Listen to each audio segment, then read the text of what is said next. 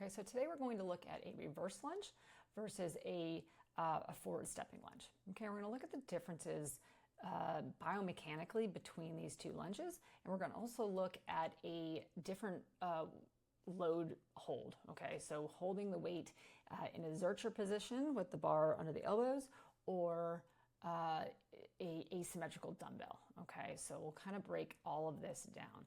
We're going to start with the back lunge here, and we're going to look at the position of the weight. Okay, so where does the weight end up being when we step in and out of these lunges? So at the back lunge, the weight is moving backwards with the body. Okay, so the load moves back, and this allows more even weight distribution between the front foot and the back foot. Okay, so you have a little bit more, your center of mass is centered a little bit more between the front leg and the back leg, so you're gonna have a little bit more stability in this position.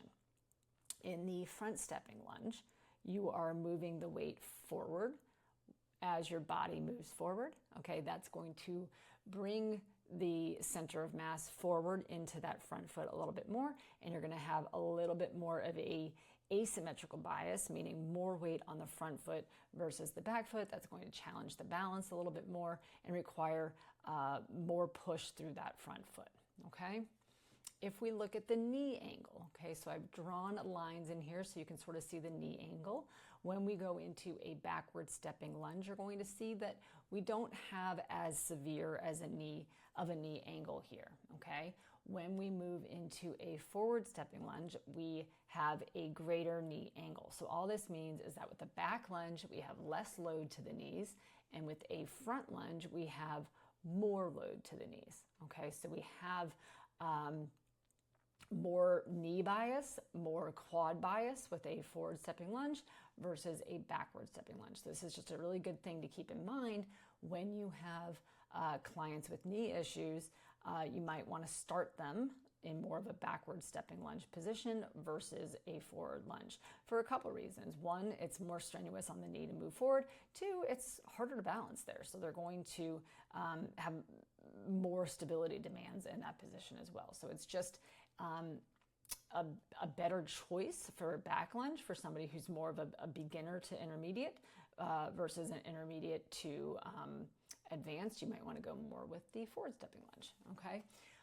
In terms of knee position here, with the back lunge, you will see that the knee starts to move back. So it's sort of, as you move in and out of this lunge, the knee moves from sort of the midfoot into the heel, back into the midfoot. So if you're talking about gait mechanics, you can see how this option would train and encourage motor control of that initial phase of gait. So that first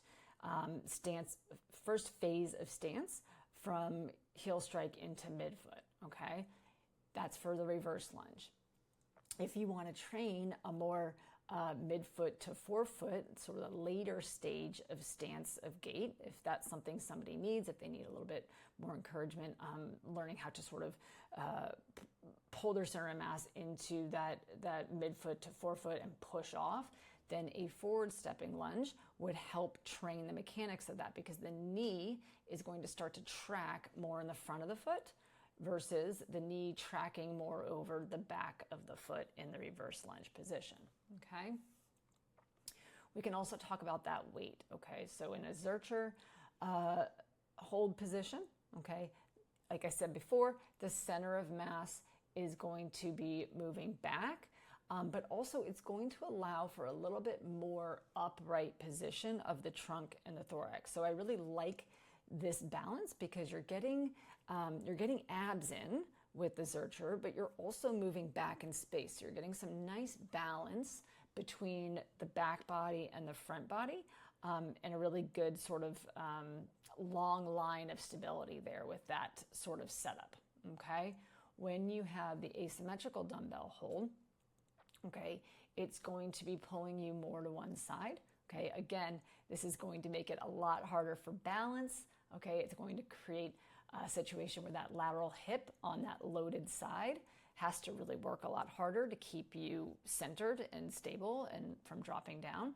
Okay, so you're getting a little bit more oblique action, a little bit more lateral hip action, and you're challenging your balance even more, because as that weight comes down, it wants to pull you down, but it also wants to sort of spin you in towards that front leg. Again, it's going to drive a little bit more internal rotation at that front loaded leg and work the glute a little bit more.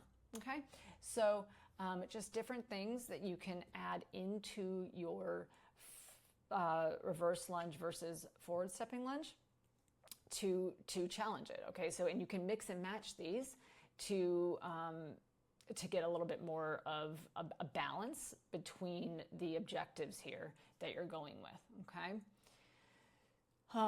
So I kind of already talked a lot about this, but we'll just review it again.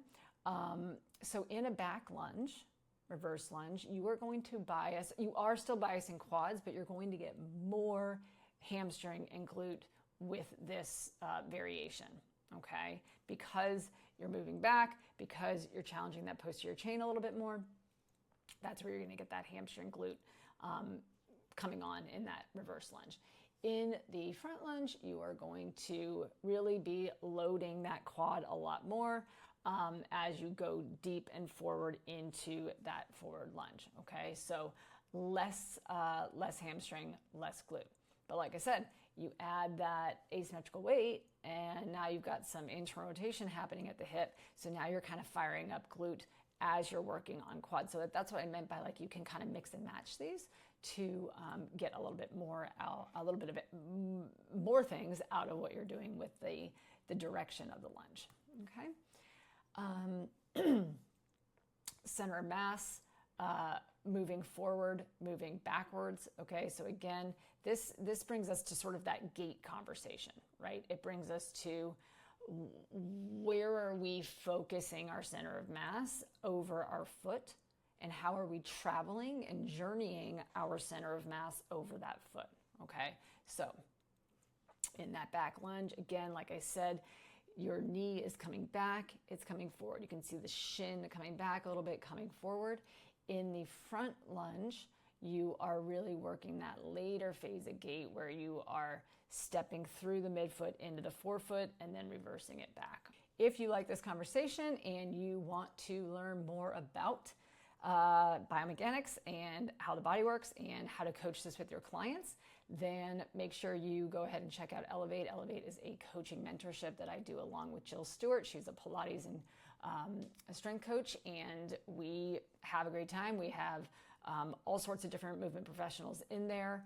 We meet up once a month for live calls. We have a community section where we answer each other's questions and help each other out with business stuff or client issues or whatever it might be. And we're just there to provide a really, really comprehensive, practical video library for you to use with your clients every single day. Okay, so we're not just teaching things at you, we're really showing you how we use them with clients, how we put it together in our heads, how we go from assessment and looking at somebody move to selecting what we're gonna do with them, how we progress them. So we are really giving it all in a really practical way. Jill and I have probably over 30 years combined experience working with people one-on-one in person, and we have learned a lot from that experience, and we're just here to share it with you. So go ahead and check that out if you like this video.